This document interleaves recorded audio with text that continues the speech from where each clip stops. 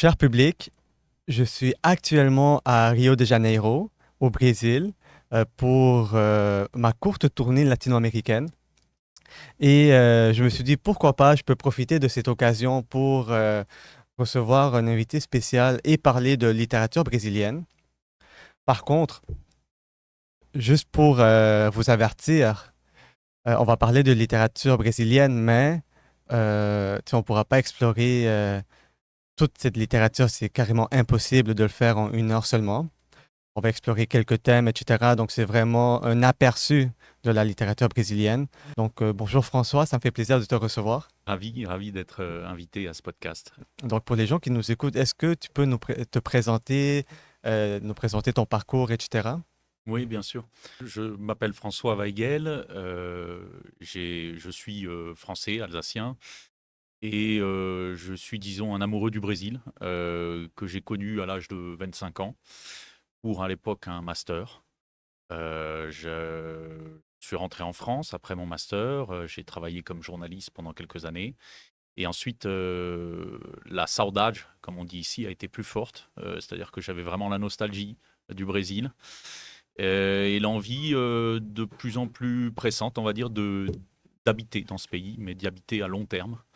Et donc, j'ai fait le choix de faire un doctorat en co-tutelle à l'époque, c'est-à-dire que c'était à cheval entre deux pays, la France et le Brésil, et que le diplôme était reconnu dans les deux pays, ce qui m'a permis par la suite, en 2019, de passer un concours au sein de l'Université fédérale du Brésil.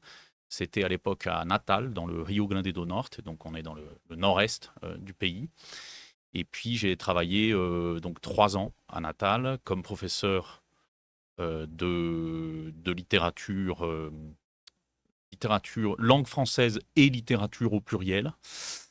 Et après une période de 3 années, je suis retourné à Rio, qui avait donc été la ville à la fois de mon master et de mon doctorat, et où donc j'avais plusieurs amis, mon ancien directeur de thèse, et je poursuis donc mes activités ici à Rio. Une chose que je n'ai pas dite, c'est que mon doctorat était porté sur la représentation des grandes villes dans le roman brésilien contemporain. Donc voilà, on va pouvoir discuter de littérature brésilienne, et peut-être que certains des auteurs que j'ai pu étudier vont apparaître dans notre discussion. Merci. Et actuellement, tu es professeur, c'est ça? Oui, actuellement, je suis professeur, et tu fais bien de me poser la question parce que c'est bien que je mentionne mon institution. Je suis professeur à l'Université fédérale de Rio de Janeiro, UFRJ, comme on dit ici, UFRJ. Voilà. Parfait. Et c'est drôle que tu mentionnes cette saudade, Mhm. parce que tu sais, je suis ici à Rio et j'ai plus envie de partir. Donc, je suis comme je dois retourner au Québec, mais j'ai pas envie. Euh, mais oui, donc, tu sais, la littérature brésilienne date de plusieurs siècles et je voudrais qu'on parle de, tu sais, les fondations historiques. Mhm. Donc, à l'époque coloniale notamment. Est-ce que tu Mhm. peux nous en parler un peu plus? Oui, oui, assez rapidement, bien sûr. Juste avant d'en parler, je reprends un petit peu ton introduction. Je crois que tu as bien fait aussi de mentionner qu'on ne pourra pas tout dire, c'est impossible. Et ce ne sera pas non plus une conversation, comment dire, de spécialistes. J'ai surtout envie de faire partager à notre public des coups de cœur. Donc je m'excuse d'avance si j'oublie certains auteurs, c'est impossible de parler de tout le monde. Euh, mais concernant les fondations historiques, une chose qui est assez intéressante, je crois, c'est que il est toujours un peu compliqué de mettre un point d'origine. Quand est-ce que la littérature brésilienne a commencé? Et c'est d'ailleurs toute une interrogation qui a été menée par des écrivains et des intellectuels au XIXe siècle, à la période du romantisme brésilien. À un moment où le nationalisme commence vraiment à émerger. Le Brésil acquiert son indépendance en 1822, et donc on s'interroge un peu sur ce qu'est la littérature brésilienne. Alors il y a toute la période coloniale, mais évidemment on ne peut pas réellement parler d'une autonomie de la littérature brésilienne par rapport à la littérature du Portugal.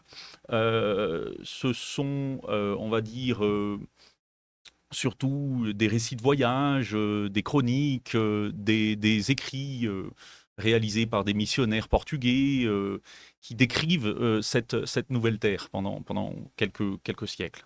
Le premier texte, finalement, c'est la lettre écrite par Pero Vaz de Caminha, qui accompagne Álvares de Cabral, découvrant ou envahissant, on peut mettre les termes qu'on veut, la terre du Brésil en 1500. Et c'est un texte assez intéressant parce qu'on trouve d'emblée, dès ce premier texte, eh bien, la description de la faune, de la flore, la rencontre avec les autochtones, les indigènes.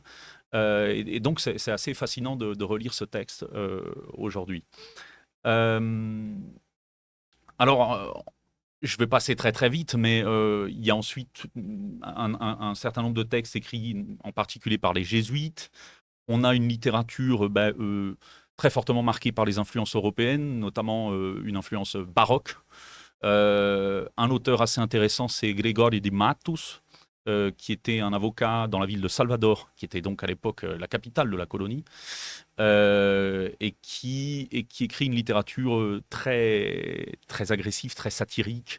Il y a une description de la société de l'époque qui est assez saisissante chez Gregori de Matos. Et puis, le néoclassicisme, ou ce qu'on appelle ici l'arcadisme au XVIIIe siècle. Euh, alors, dans cette période, il est intéressant de noter qu'on a deux écrivains, Thomas Gonzague et Claudio Manuel de Costa, qui participent au mouvement de rébellion, d'insurrection à Minas Gerais, qui est à l'époque l'État vraiment qui est le plus riche, où on a découvert l'or. Et donc, ces écrivains-là participent à des mouvements, on va dire, qui prônent une émancipation par rapport au pouvoir colonial portugais. Et ils vont être, en raison de leur écrit, ils vont être exilés dans les colonies africaines du Portugal à l'époque. Euh, bon, mais je passe très très vite pour en fait arriver au 19e siècle, qui est, je pense, le moment de cristallisation, on va dire, de la littérature nationale, où on a, comme je le disais, ces écrivains qui vont réfléchir à ce qu'est la littérature brésilienne proprement dite. Et ils vont essayer justement de trouver quelques devanciers, quelques antécesseurs dans ces siècles précédents. Voilà. Et justement, au 19e siècle, tu mentionnes que il y a toute cette réflexion pour savoir qu'est-ce que c'est la littérature brésilienne et quels étaient les éléments qui ressortaient de ce débat à cette époque. Ouais, ouais, ouais. Alors déjà, ce qui est assez saisissant quand on lit les textes des romantiques, avec une exaltation romantique justement, mais c'est la description d'une végétation, d'un type de paysage qui sont proprement brésiliens.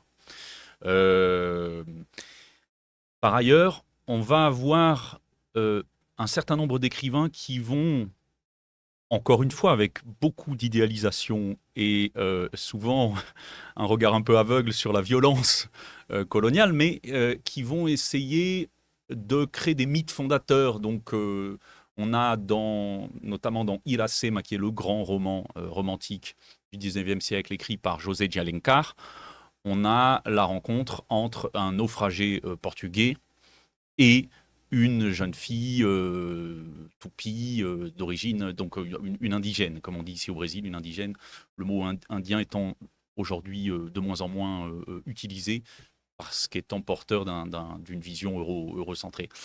Euh, mais donc, José de Alencar n'est pas le seul, il y a également Gonçalves Dias qui écrit un poème comment dire, retraçant cette espèce de rencontre idéale entre le colonisateur blanc et l'indigène. Et on a donc le grand mythe fondateur romantique dans ces écrits-là.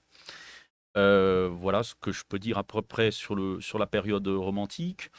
Euh, et ces écrivains-là reprennent d'ailleurs d'autres textes qui étaient déjà en circulation au XVIIIe siècle. On a toujours, je pense au mythe de Caramuru, qui est encore une fois la rencontre entre un blanc et une jeune indigène. À cette époque, il y avait quand même beaucoup d'influences européennes dans les écrits ici au Brésil.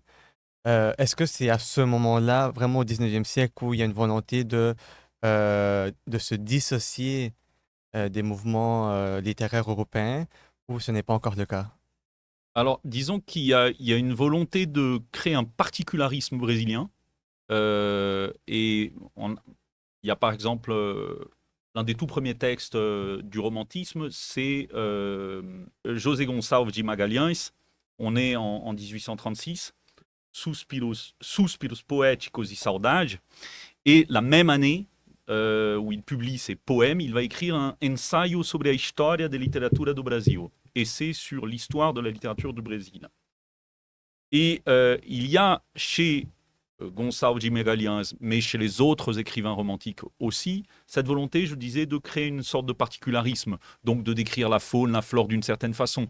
Néanmoins, on ne peut pas, je crois, encore parler d'une rupture par rapport à la littérature européenne. Et ce sont des écrivains qui sont extrêmement influencés, bercés, notamment par le romantisme français, qui est un modèle littéraire très très fort au 19e siècle. Et d'ailleurs, on va dire que la France au 19e siècle n'est pas seulement un modèle, mais là je m'écarte un peu de la littérature, n'est pas seulement un modèle sur le plan littéraire, mais dans le plan architectural, par exemple, de la ville de Rio, on va avoir, vers la fin du 19e siècle, un ensemble de schémas haussmanniens, les grandes avenues. On a pas très loin de l'endroit où nous réalisons ce podcast, le théâtre municipal, qui est très influencé, très marqué par l'Opéra Garnier. Et dès les premières années de l'indépendance,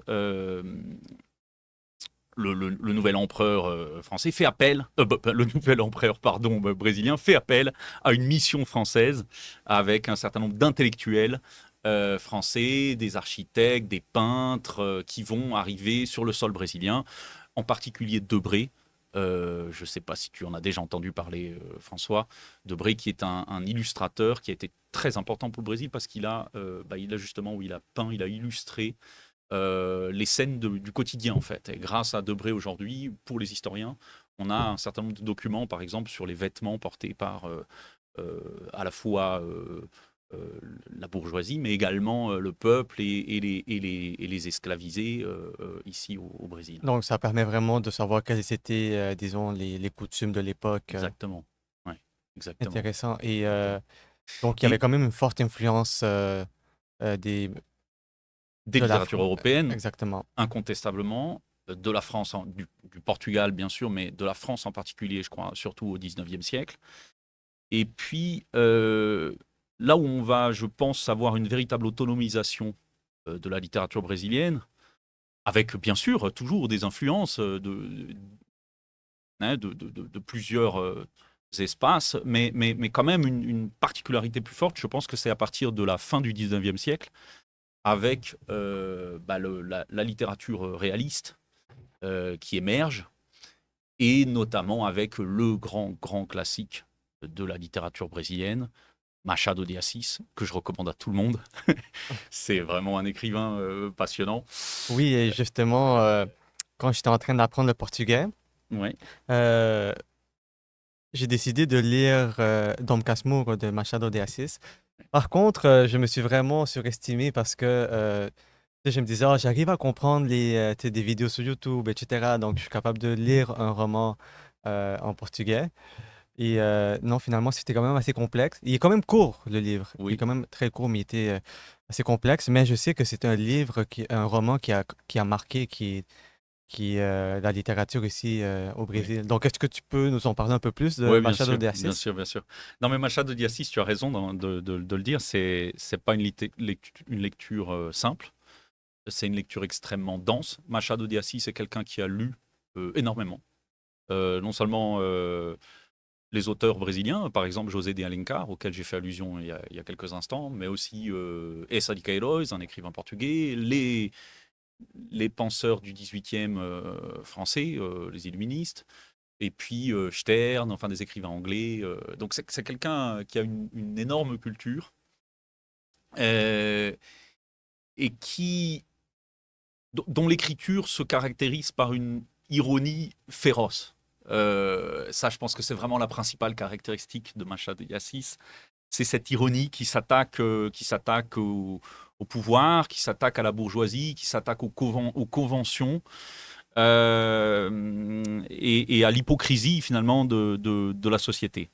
Alors, il a, je dirais, il y a plusieurs textes de Machado de Assis qui ont fait date, mais si je devais en citer deux, effectivement, Don Casmurro, où on a un triangle amoureux, et où un homme, qui est le narrateur, abandonne sa femme et son fils, étant absolument persuadé qu'il a été trahi par Capitou, euh, l'épouse.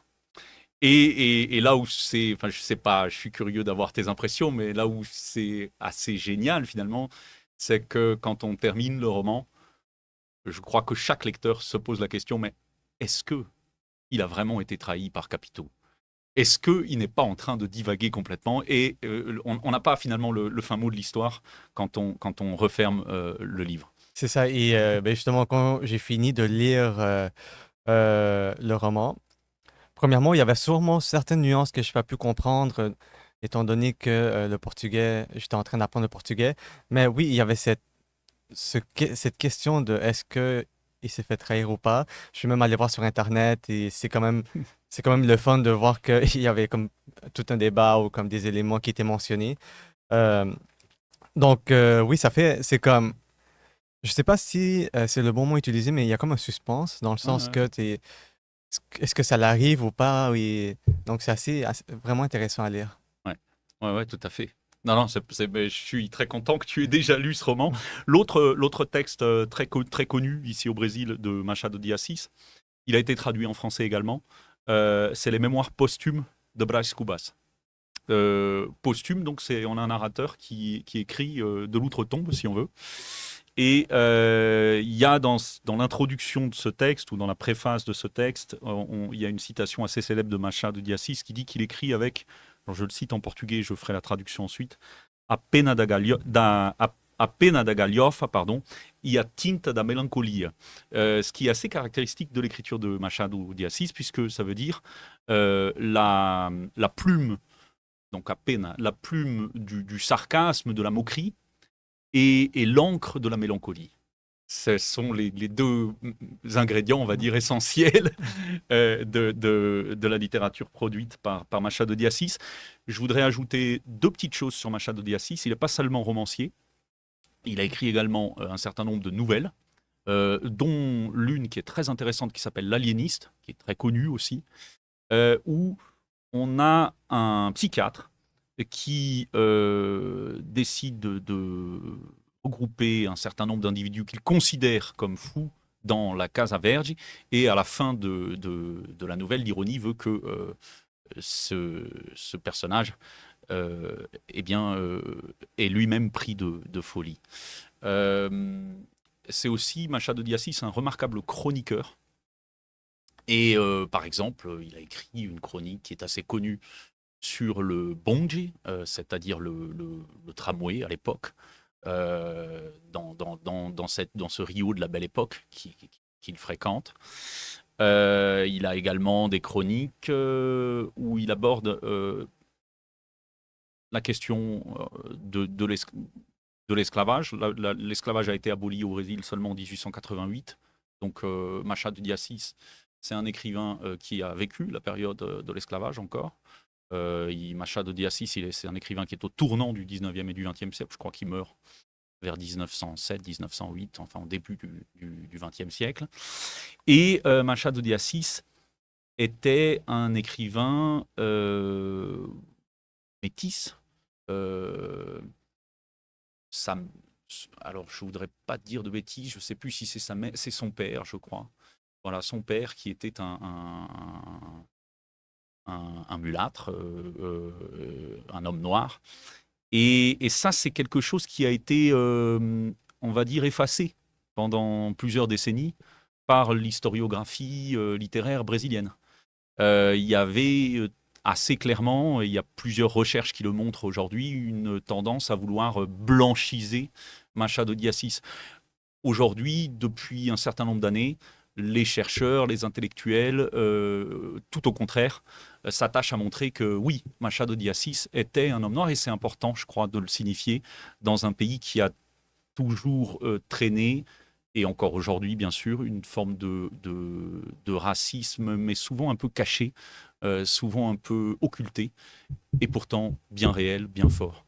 Et donc voilà, je crois que c'est important de le mentionner. Ça fait partie des débats scientifiques autour de Machado de Assis aujourd'hui. Donc, à l'époque, il y avait vraiment une volonté de cacher ce côté-là, alors de Parce, blanchir l'écrivain. parce que c'est le classique aujourd'hui, enfin le classique incontournable de la littérature brésilienne. Et donc ça faisait mauvais genre, entre guillemets, pour l'élite brésilienne de reconnaître que cet homme-là, eh bien non, n'était pas un homme blanc descendant typique d'Européens.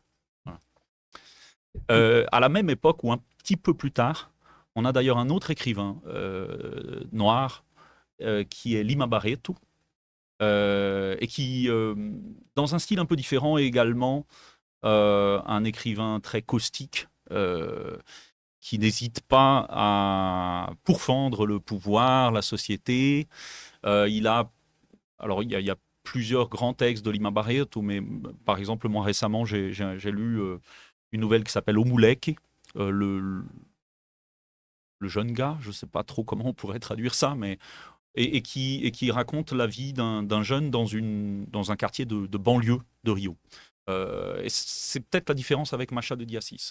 Les intrigues de Machado de Assis sont très souvent dans les quartiers, on va dire, centraux de Rio de Janeiro, alors qu'avec Lima Barreto, on s'aventure un petit peu déjà dans la banlieue émergente Ok, dans les de cette périphéries. ville, dans les Ouais. périphéries. Ouais, ouais. Euh, Et puis, je parlais des chroniques en évoquant Machado de Assis, mais on a également, à peu près à la même époque, donc au tournant du 19e et du début du 20e siècle, on a des chroniqueurs qui sont de fins écrivains, mais qui également permettent de bien documenter la vie, notamment à Rio de Janeiro, avec un écrivain qui s'appelle João do Rio, et qui écrit A Alma Encantadora das Ruas, l'âme enchanteresse des rues, et une écrivaine qui s'appelle Julia Lopes de Almeida, et qu'on redécouvre un peu aujourd'hui, parce que, comme souvent, les figures féminines, ça je crois que c'est pas seulement le lot de la littérature brésilienne, ont eu tendance à être oubliées, et on les redécouvre un petit peu aujourd'hui. Voilà. Voilà ce que je peux dire sur ce tournant du 19e et du 20e. Et, Et ouais. et disons, puisqu'on a parlé de la fin du 19e et du début du 20e siècle, euh, si, disons, les personnes veulent lire un roman de cette époque, disons de Machado de Assis, quel roman ou tu pourrais recommander aux personnes de lire en premier lieu? Peut-être commencer par L'Aliéniste, qui est un texte assez court, et ensuite passer de l'aliéniste vers un texte peut-être un peu plus long, mais tu l'as dit toi-même, les romans de Machado de Assis ne sont pas excessivement longs non plus, soit Dom Casmurro, ou soit Mémoire posthume de Brás Cubas. Mais quoi qu'il arrive, je pense que c'est des écrivains qui vont surprendre. Ouais. Ouais, j'aurais voulu avoir ces recommandations avant de lire Don Casmurro en portugais en plus. Ah oui. Ouais.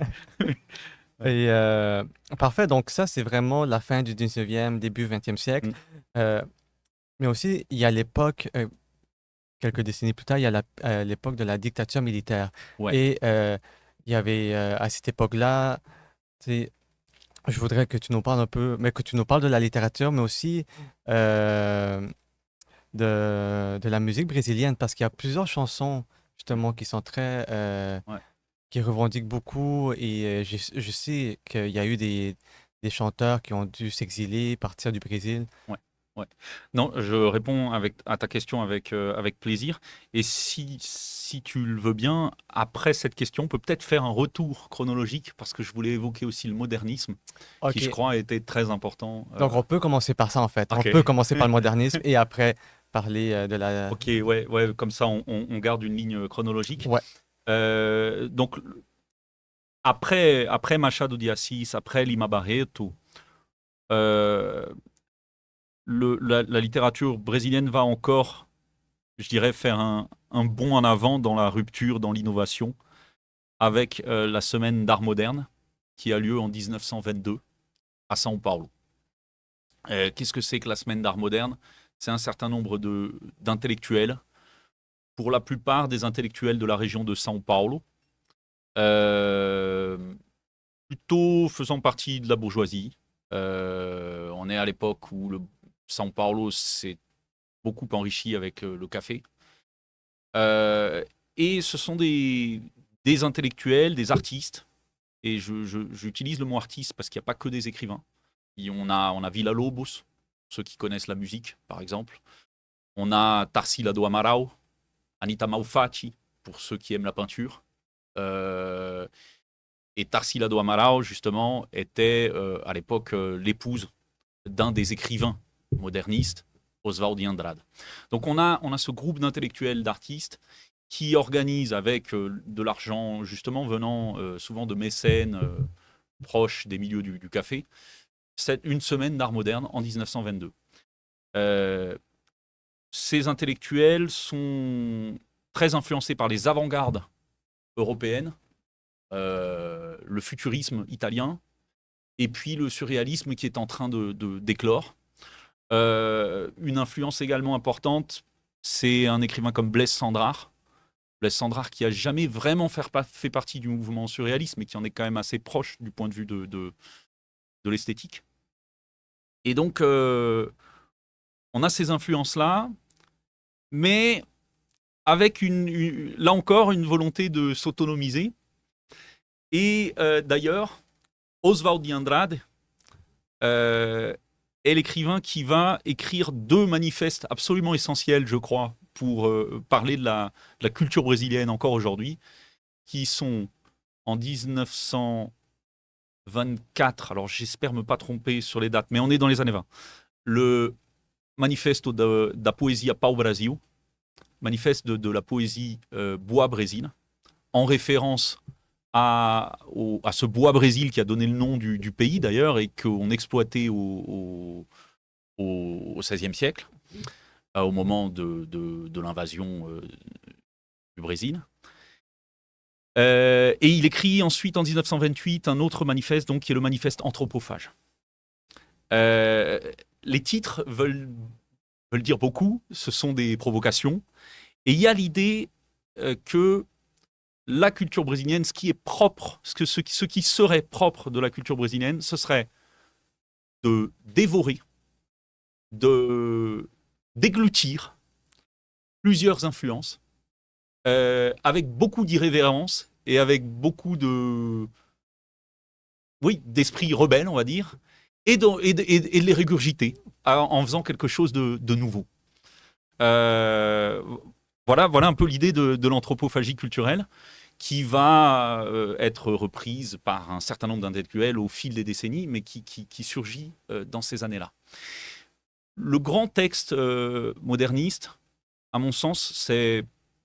Et alors bien sûr, il y a ces manifestes écrits par Oswald de Andrade, mais c'est le roman Macunaíma, écrit par Mário de Andrade. Macunaíma, le héros sans caractère, c'est le titre complet. Donc on a un anti-héros qui ne cesse tout au long du roman de déclamer « Aïe, que preguiça »,« Ah, quelle paresse !» et qui, néanmoins, est un héros fort sympathique, un héros proprement brésilien, si on veut.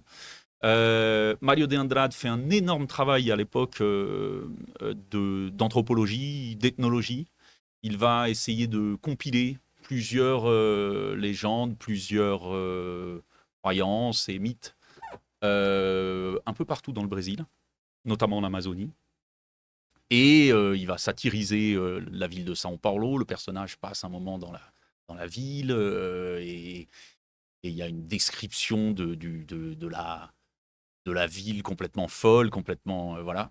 Et c'est un roman difficile à décrire, un peu baroque, mais vraiment, vraiment intéressant, avec beaucoup d'inventions langagières et ce travail autour des mythes et de l'oralité, si on veut.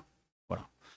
Donc, il s'inspire beaucoup, mais comme tu disais, c'est un anthropologue, c'est ça? Donc, Alors, c'est pas un anthropologue, mais c'est quelqu'un qui fait un travail important Ok, de recherche ethnologique et, ouais, ouais, voilà, et ok. qui réécrit à partir de ces matériaux.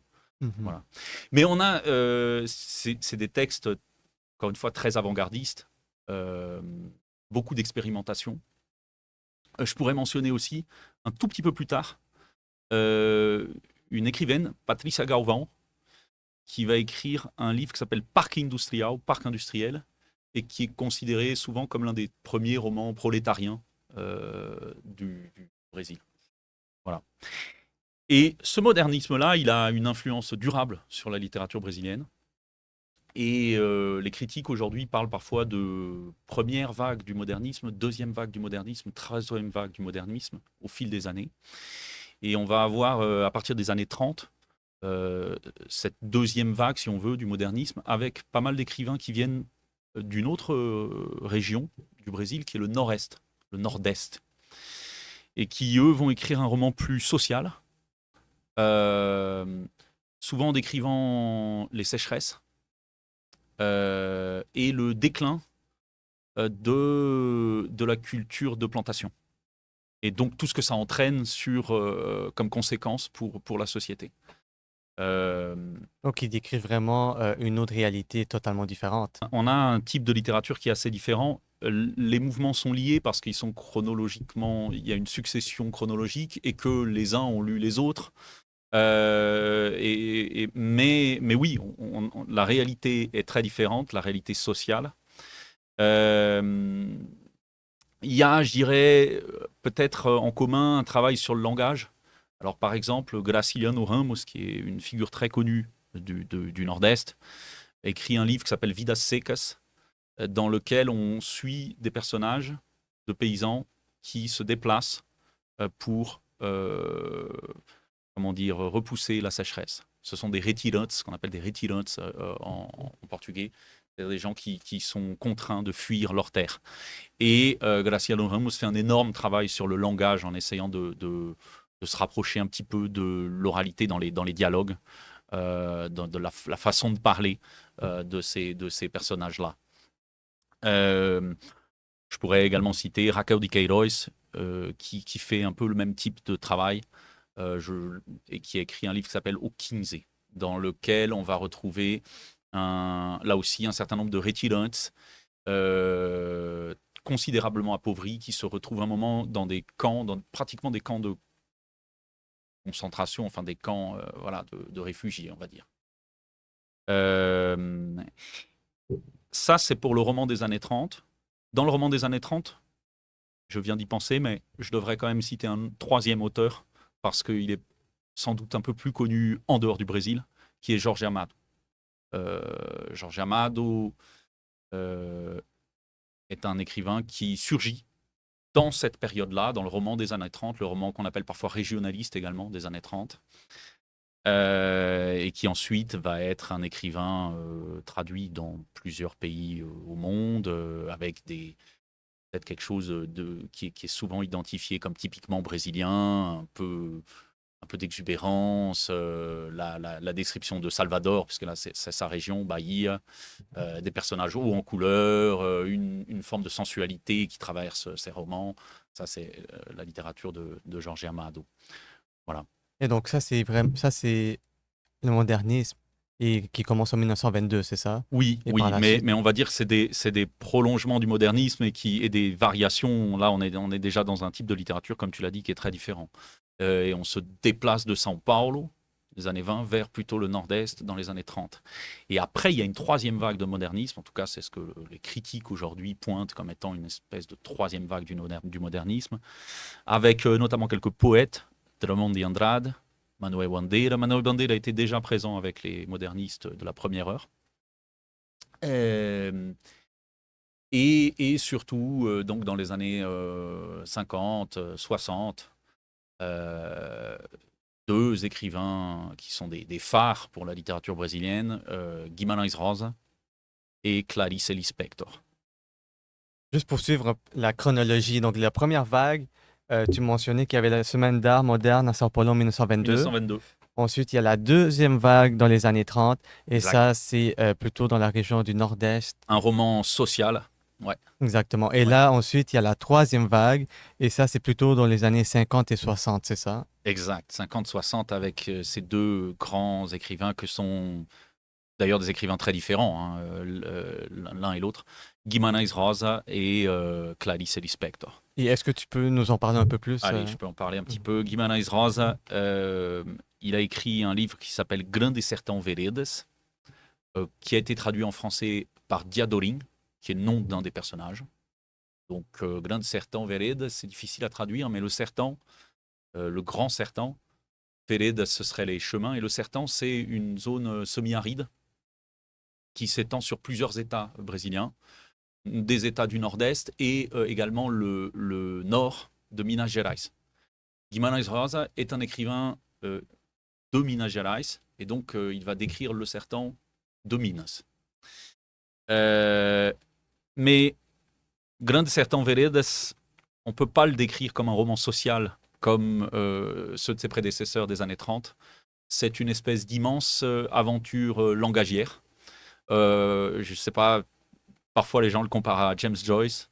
On pourrait peut-être le comparer à Rabelais également en termes d'invention de mots, de néologismes, de reprise d'archaïsme, de régionalisme. Et il crée une langue qui lui est propre, en fait, qui est la langue unique de Guimarães Rosa. Et le sertão est à la fois un espace géographique, mais en même temps un espace imaginaire, une espèce d'exploration intime de soi. Donc c'est un roman extrêmement poétique. C'est aussi un roman parfois très surprenant et très intéressant, très moderne, parce que l'un des, comment dire, il y a deux personnages principaux, le narrateur et un autre jagunço, c'est-à-dire un autre homme de main du sertão qui parcourt plusieurs kilomètres et qui commet parfois des crimes. Et le narrateur éprouve une sorte de sentiment amoureux, un sentiment en tous les cas pour cet autre jagunço, je reprends le terme. Et tout à la fin du roman, on découvre que ce personnage est, est en réalité une femme. Donc il y a une espèce de relation homo-affective qui traverse ces pages. Et c'est tout à fait intéressant de penser à ça pour un roman qui a été publié. Alors, Grain des Sertão Veredas, il ne faut absolument pas que je donne une mauvaise date parce que c'est un classique absolu. Mais on est vers la fin des années 50. Voilà. Est-ce que c'est un livre qui est traduit en français? C'est un livre qui est traduit en français. Honnêtement, je crois qu'il est bien traduit, mais c'est. Enfin, voilà, c'est Ouais, comme c'est traduire toujours. James Joyce ou C'est Rabelais, ça, les auteurs que je citais, c'est exactement. extrêmement compliqué. Ouais, Ouais, mais ouais. c'est la question que je me posais, c'est tout ce travail de traduction, ça doit être totalement complexe, surtout s'il y a des mots régionaux, des mots. Des Ouais. inventions, des néologismes. Oui, oui, c'est extrêmement difficile. Je ne suis pas un spécialiste de Guimarães Rosa, j'ai beaucoup apprécié la lecture, mais je sais qu'il a été il était très attentif à cette question-là de la traduction et qu'il a été lui-même, il écrivait des lettres à ses traducteurs, traducteur italien, traducteur français, enfin, donc il était conscient de cette énorme difficulté. Voilà. Je veux qu'on puisse parler aussi de la dictature militaire. Oui, oui, oui, oui. Euh, Oui, oui. oui, Est-ce que je peux parler alors, mais alors très très court, parce que je m'en oui, voudrais de pas la mentionner, et Clarice Lispector, ouais. qui est donc une femme qui a écrit une littérature avec beaucoup d'introspection, un mystère qui plane dans beaucoup de ses textes, et une certaine tonalité existentialiste.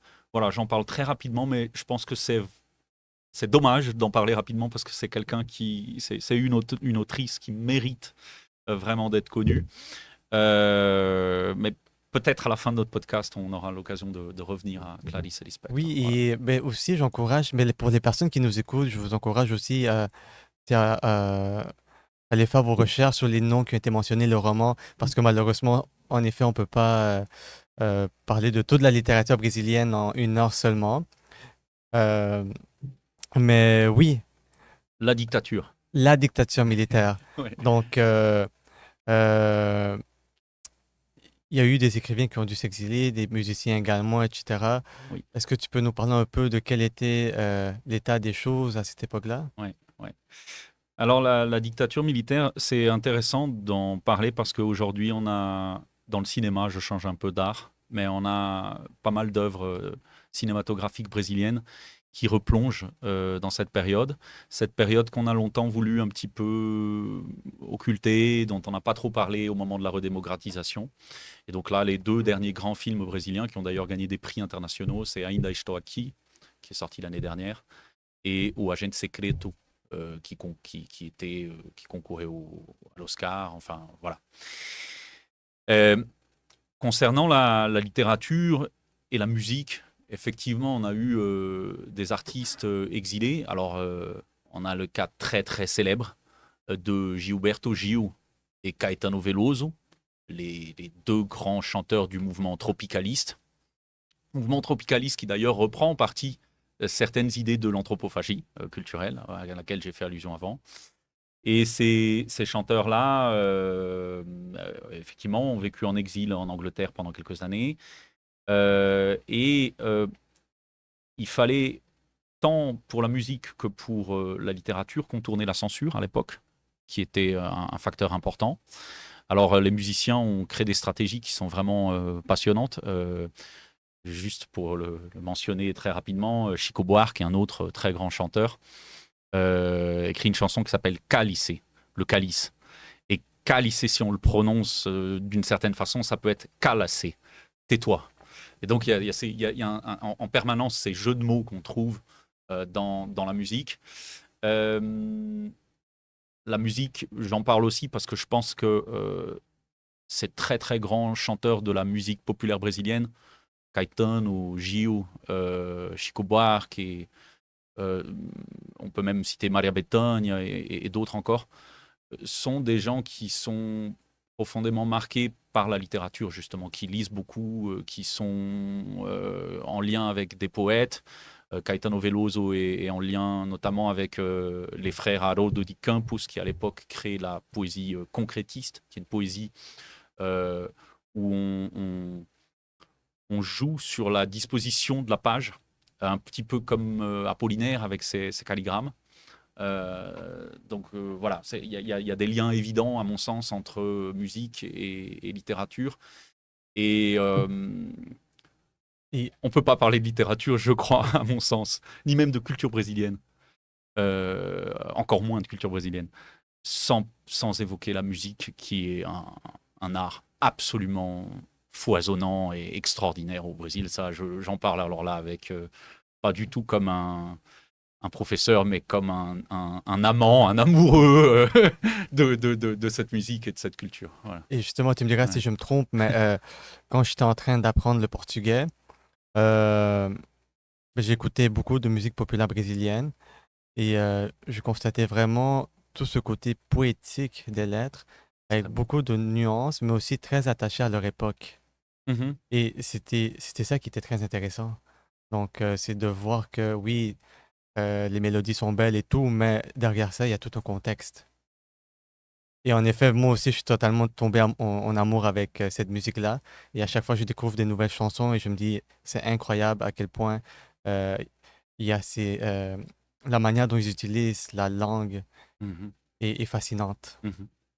Et j'ajouterais une autre dimension qui est aussi fascinante, et qui, à mon sens, l'une des grandes richesses de la culture brésilienne.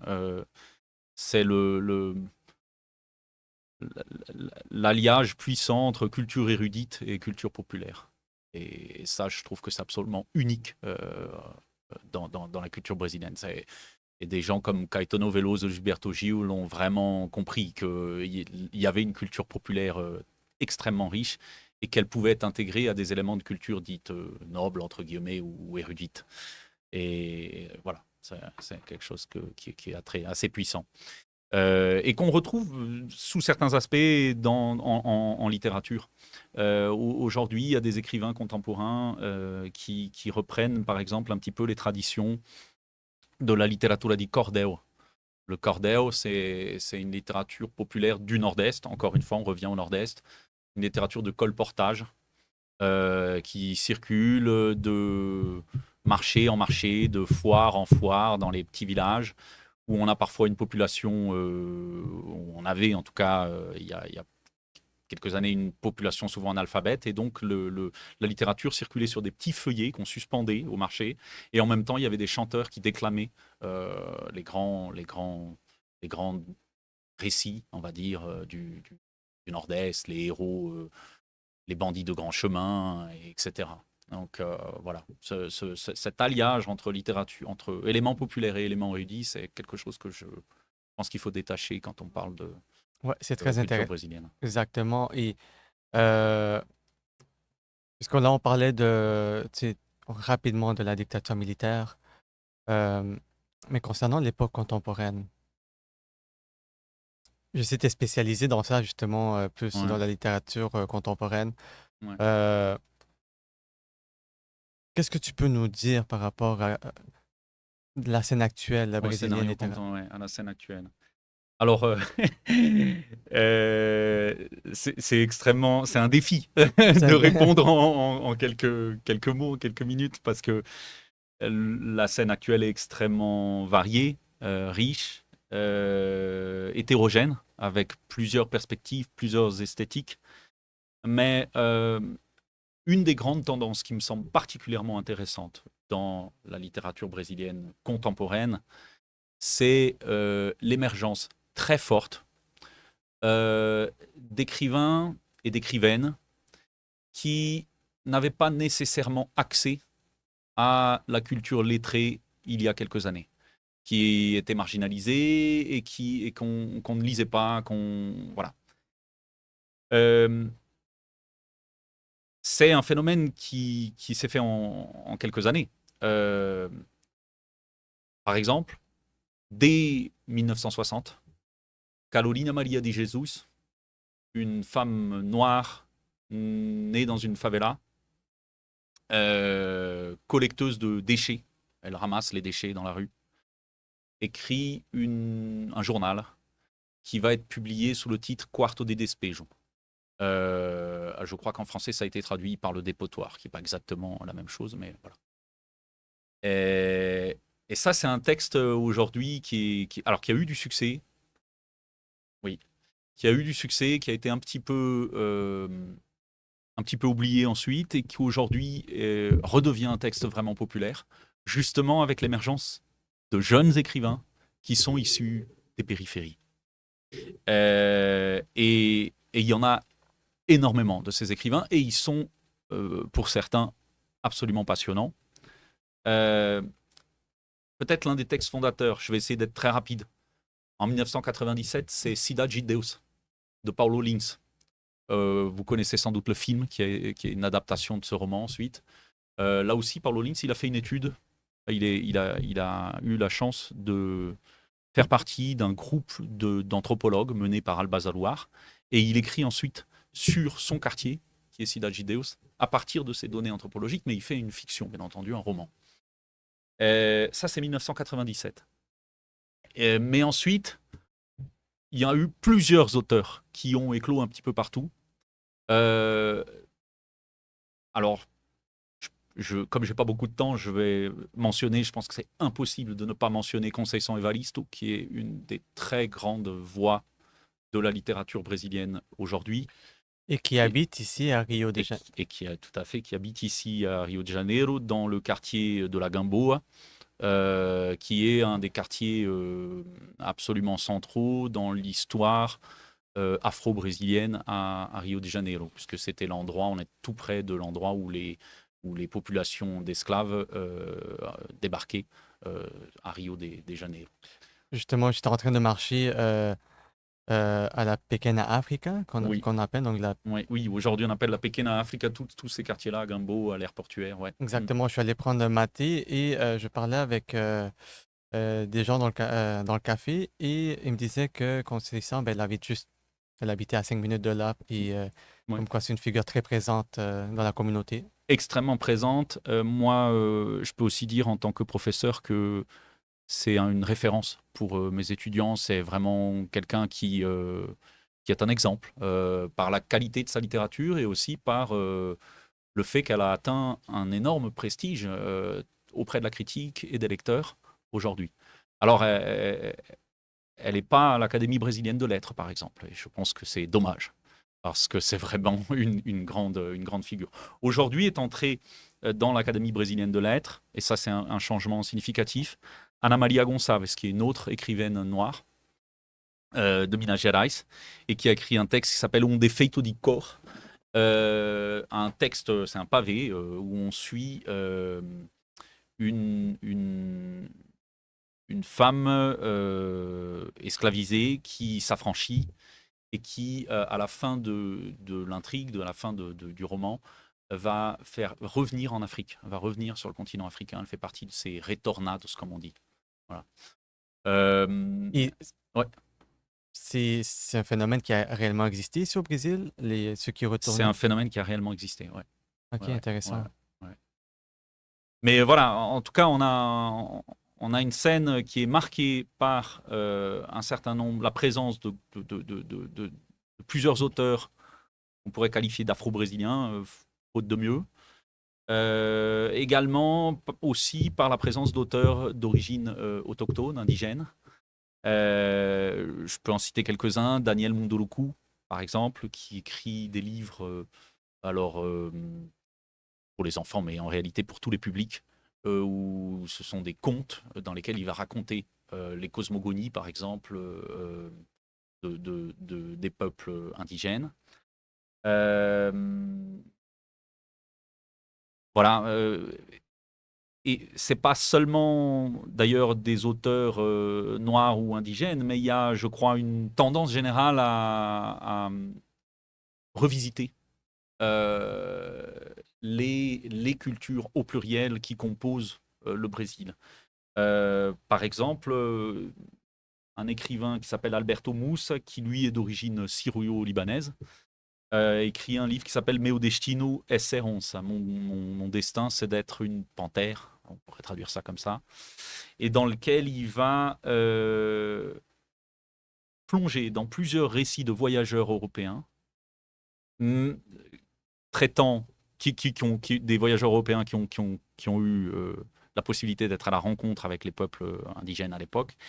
Et il va essayer de recomposer ces différents récits pour, à travers la fiction, revisiter la culture brésilienne.